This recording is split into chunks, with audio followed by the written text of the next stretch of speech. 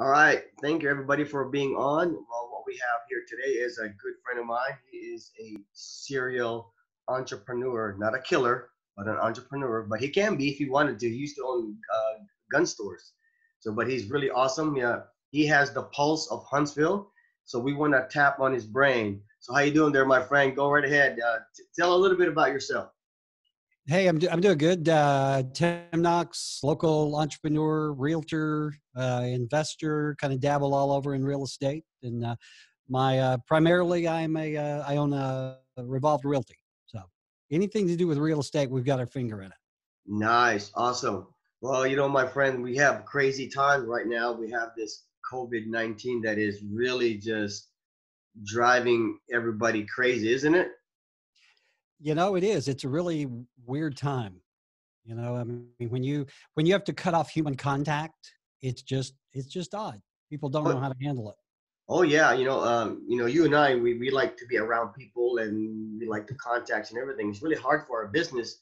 So what is it that you're seeing in your business as a owner of a real estate company? What are you seeing that's happening in our town here in Huntsville? Yeah, it's really odd because my business has not slowed down one iota. We are actually ahead of where we were this time last year. It really depends on whether you're buying or selling. Of course, listings are way down. We are at a 20-year low. I was looking at the stats just a few minutes ago. Last month in Madison County, we only had 663 homes sold. Now that's up from the prior month, but we also only had 877 on the market. So where we are, even before this thing hit, we were at a 20-year low in inventory.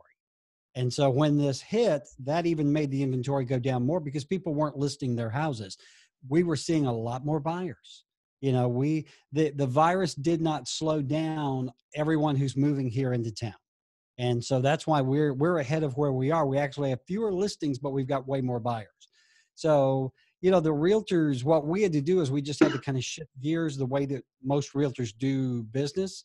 I didn't change anything because I've always used the internet and technology and video and, virtual showings and that sort of thing. So that just kind of continued on. We could not do physical open houses, although we could do virtual open houses, doing them online.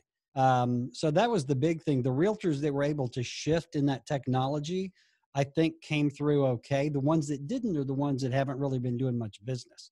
But it's kind of a perfect storm because we were already at a very low inventory. And then this comes in and just kind of, again, on the selling side, it really put a damper on things. But on the buy side, I've seen nothing slow down. Oh, that's pretty awesome then. So Yeah. what's going on with the agents? So how are you, like, your agents are coping with this craziness? Yeah, well, what we've always done at Revolved is we are a tech company. We've always considered ourselves a marketing company that just happens to sell houses. And we've always used technology. I mean, you're familiar with my website. We put out a ton of content. We do 3 or 4 videos a week. Every house that we list, we do videos. I sell houses now over FaceTime. And I just closed a deal, almost a $500,000 home to a couple in Germany, and did it Wow. using, this sort of thing. So, what we did was basically we just continued doing what we were already doing, but we take even more advantage of technology, like you here using Zoom. We've done a lot of Zoom meetings. The one thing that we really focused on is the communication with our clients, because everybody is just scared. Yeah. Nobody really has lived through this kind of thing before. So you had people looking to buy houses, looking to sell houses, and it just kind of scared the bejesus out of everybody.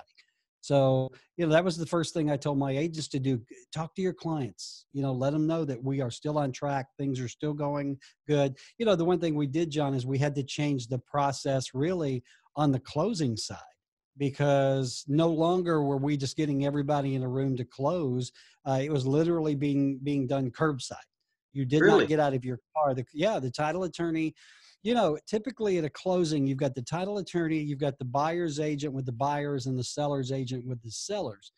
And because there was no longer that ability to get everybody in a room, they started doing curbside closings. The title companies first told the agents not to come. So the buyer and the seller would arrive. They would not get out of their car.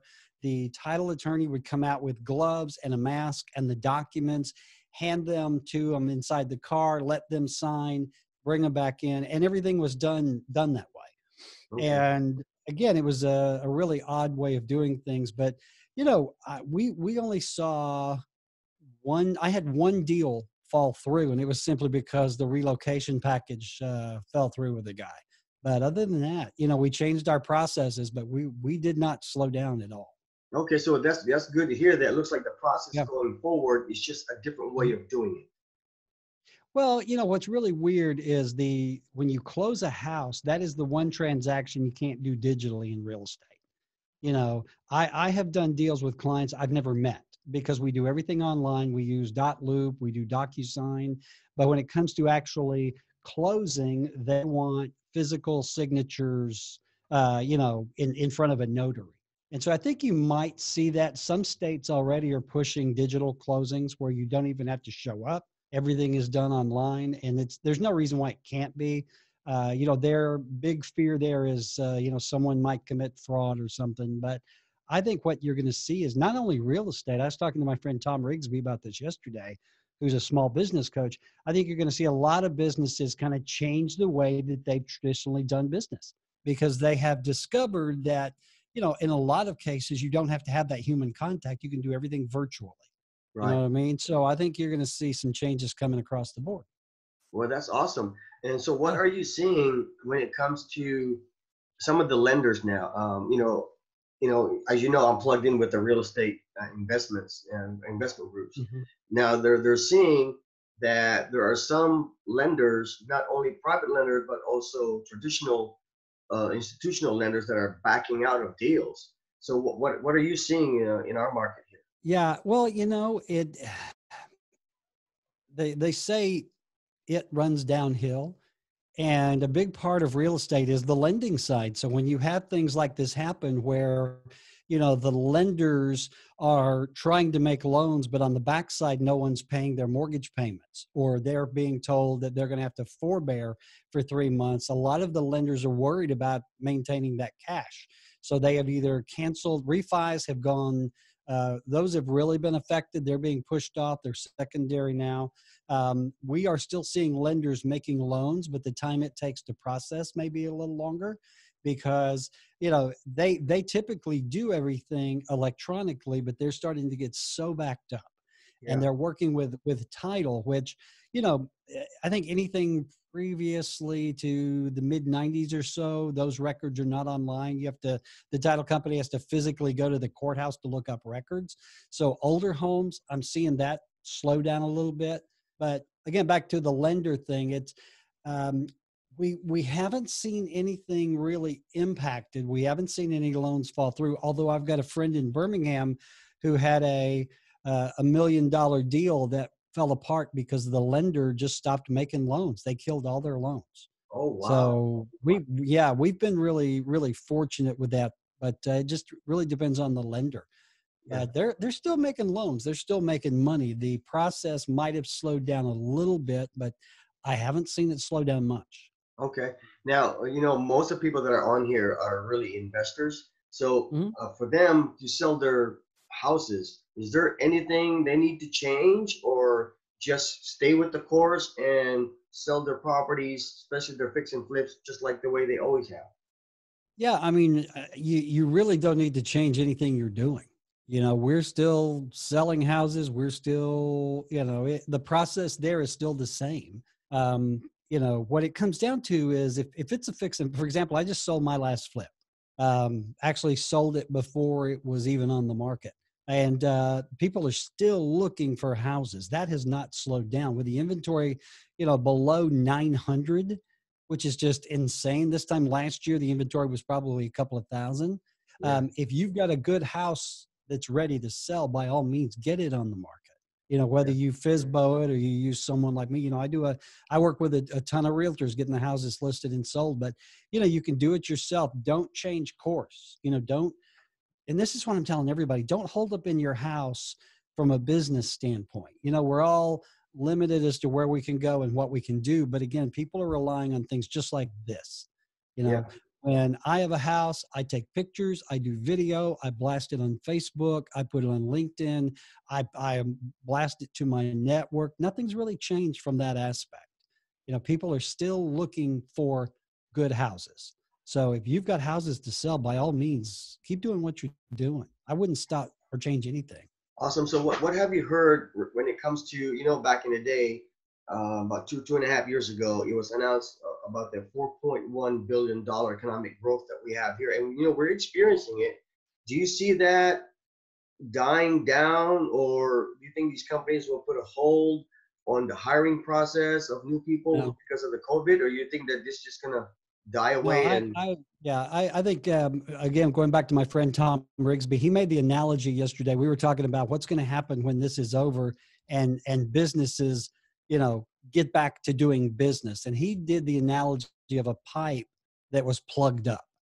And eventually the pressure building up behind that pipe is going to blow that plug and things are just going to explode. And I honestly think that's what's going to happen with us. I'm very optimistic. The way things were going before this COVID hit, we were just setting records and setting the world on fire and everybody was doing great. I think we'll get back to that. I think you're going to see it once the government says everybody can go back to work and businesses can open. You're just going to see it explode, and you're going to see real estate explode. And that's a good thing for everybody on this call. One of my favorite sayings has been chaos breeds opportunity. You're going to see some opportunities to buy some houses, to sell some houses, to invest in some houses. I think once we get through this, the rest of this year going forward, it's just going to be insane. Awesome. Well, Huntsville's been hot for a while. When people call me from out of state, they say, "Hey, John, we would like to invest in Huntsville." Well, Yeah. I always ask them, well, where were you 2 years ago when the prices were lower? Everybody now wants Right. to jump right in when the prices are super high. Now, but because of COVID, so what do you think now when it comes down to availability of these good deals? What do you think? I think the deals are going to be out there. I think you're going to see a lot more opportunity. Now, whether or not they are the kind of deals that we were seeing a couple of years ago, that's still to be seen. But I get calls every day. I work with a ton of investors. I work with a lot of out-of-town investors. And I have talked to every one of them over the last week asking me, what the market's doing here. When is it going to break out? Everybody is really optimistic that those deals are going to be having. The one thing that will happen, I believe, and it's kind of sad, is you will have folks who will have to sell. If they have gone a month or 2 months or whatever without making a house payment or income, they're going to be in a position where, it's going to be the situation where they're going to need to do something. I think that's where the opportunity is going to come up. I think the competition for these opportunities is getting greater by the day.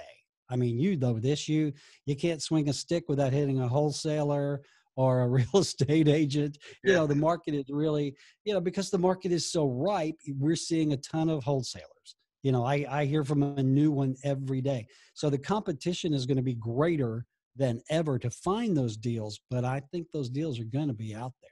I think this is a great time. We're going to weed out a lot of folks in this business over the next couple of months, and I think that's fine. The ones that were really smart and really dedicated and hardworking, we're going to come through just fine. But you are going to see those that, just heard about wholesaling and investing online and watched a video. They're going to go away. Yeah. But the folks that have been doing it, we're going to be fine. Yeah, well, that's good. I'm glad you brought that up because actually, when I was on my way to Smith Lake to look at a property over there, I was in conversation with it's a nice place.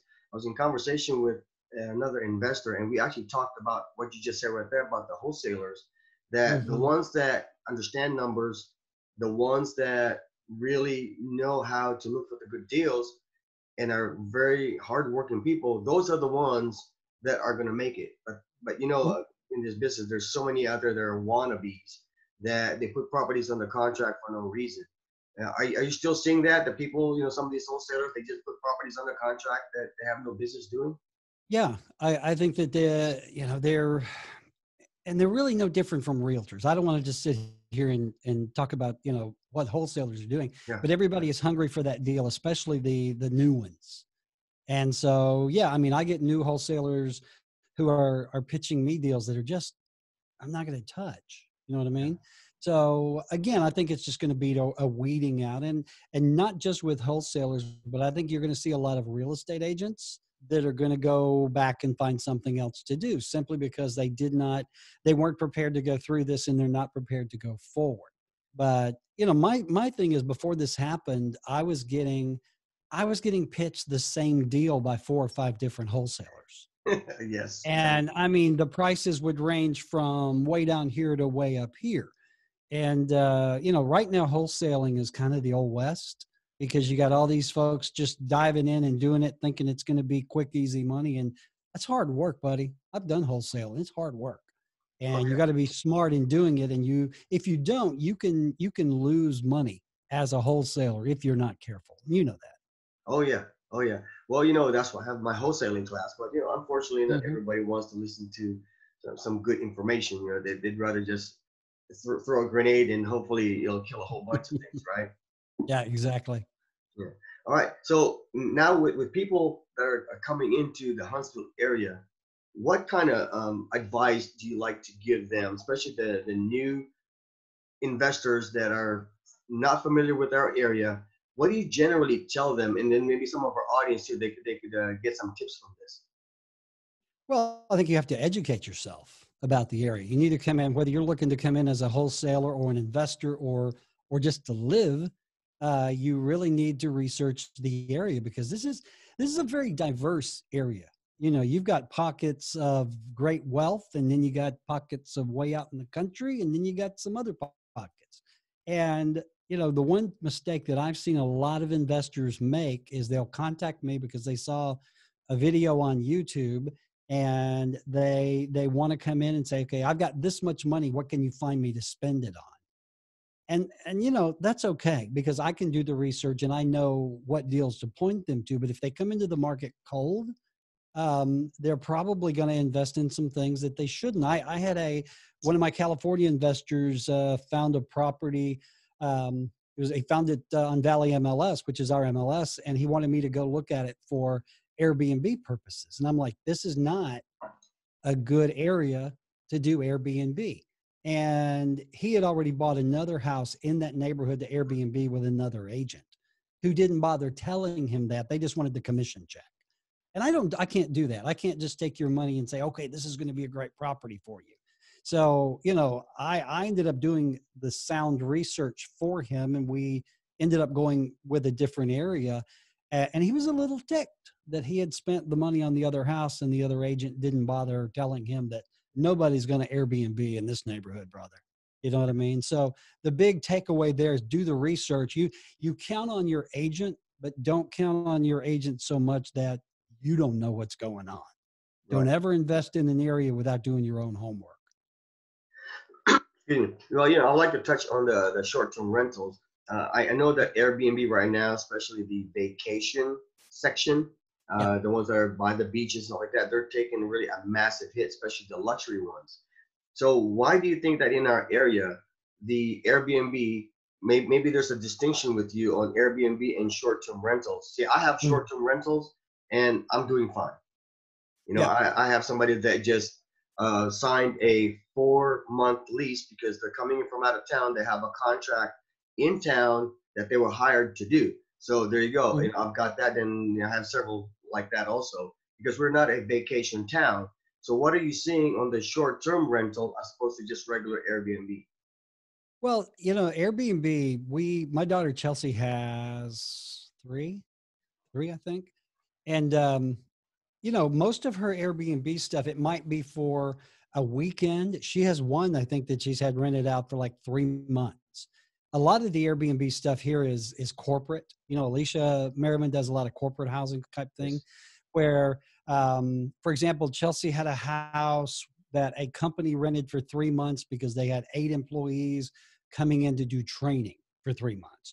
She has other Airbnbs that people will rent for the weekend, just here for a wedding, and you're right. This isn't a destination. If you end up here on vacation, something's wrong with you. There's something wrong, yes. You know what I mean? Yeah, let's go look at some rockets. No kidding. But But, you know, most of the short-term rentals, I think are more job related. A lot of the Airbnb is, like I said, coming in for the weekend, doing a wedding. I think she has one client who, before this started, would come in like once a month for 3 or 4 days to do cooking classes. And so I think, again, you're going to see, I think, some shakeout there in the Airbnbs, because a lot of them, you know, a lot of the reservations were canceled around the country, and Airbnb was refunding money, I think, without asking the owners about it. So yeah, that's another thing I think it's going to change as a result of this, is how, you know, reservations and cancellations are handled. But again, but getting back to your topic, you know, I think you're still going to see short-term rentals. You're still going to be, you know, see Airbnb. When this is over, I think everything's going to go back. You're going to see Yeah. it like it was. Yeah. You know, that's actually the consensus. You know, it's just that when we compare our town to other places that have massive amounts of Airbnbs because they're by the coast or they're a vacation place, Right. they're actually hurting. I did put a post on Facebook about asking our friends, and hey, how's your Airbnb Yeah. doing? And a lot of them are saying they're losing everything. There's some places Yeah. that have a 90-day that they cannot rent it out Yeah. because of And, this. and You again, know? I think it goes back to whether or not, is it a destination Airbnb, Yeah. or is it more like here, we're more work related, I think. Yes. You know, if you're here, you're not here to spend a week at the beach. Yeah. You know, you are here for work, you're here for a wedding, you're here to conduct some kind of business. But yeah, I've heard the same thing. The destination Airbnbs are really hurting. Yeah. Okay. Well, thank you, my friend. I'm glad that you're on it because I know you're the one that has the pulse of what's going on in our town, Well, especially I you don't have know all about these. that. Yeah. Oh, yeah. Well, you're doing great, my brother. And plus Appreciate it, buddy. you have all these agents out there that are doing stuff, and you're adjusting really fast with the COVID. So I really, really appreciate your time. Thank you for your input. And again, folks that you're out there, thank you for being on this. Thank you for listening to Tim. So Tim, tell us again about your company, and then we're gonna close it out. Sure. I own REVOLVE Realty here in Madison. I was born and raised in Madison, and if I can do anything for you, let me know. I'm all over Facebook. My website is revolved.com, and I see Sharon typing furiously there. She's sending me an email going, "Thanks for selling my house yesterday." Yeah, that's All right. awesome. All Yeah, right, I'm going to hey go pick folks, up that check in a minute. if you're from Huntsville, please don't hesitate to reach out to Tim. He's easy to find. He's all over Facebook. He's an awesome marketeer. That's actually, we should all try to be that way. We're marketeers first before we're actually investors. We need to market ourselves. Learn from Tim, and thank you everybody for being on, and I appreciate you, Tim. I'll see you next time. Bye, guys. Take care. Bye.